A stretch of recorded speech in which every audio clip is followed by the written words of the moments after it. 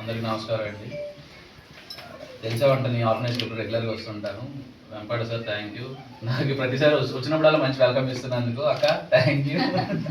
And వీళ్ళందరికీ okay sir Avinash గారు sorry ఇప్పుడు ఫస్ట్ టైం వస్తున్నాను, నో ప్రాబ్లం.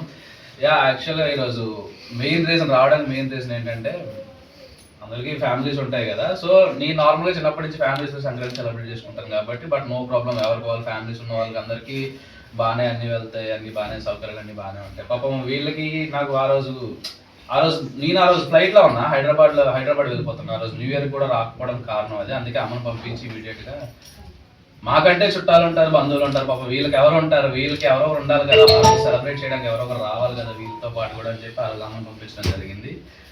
అండ్ తర్వాత ఈరోజు ఎంతో నాకున్న దాంట్లో నాకు చేతనైనంత వీళ్ళందరికీ సంక్రాంతి కదా, సంక్రాంతి అంటే మనందరికీ పెద్ద పండుగ కదా. సో ఈ సంక్రాంతి రోజు నేను ఉన్నా లేకపోయినా సరే మీకు అట్లీస్ట్ నా తరపు నుంచి మీ అందరికీ అట్లీస్ట్ ఒక చిన్న గిఫ్ట్ ఇద్దాం అని చెప్పేసి కాస్ట్యూమ్స్ అన్ని పట్టుకొచ్చాను మీ అందరికీ. సో దానికోసం వచ్చాను. అండ్ లక్కీగా ఈరోజు గౌతమ్ బర్త్డే అవడం, హ్యాపీ బర్త్డే గౌతమ్. నీ ఫ్యూచర్ బాగా చదువుకో, నీకు ఏదనిపిస్తే అదే చేయి లైఫ్లో.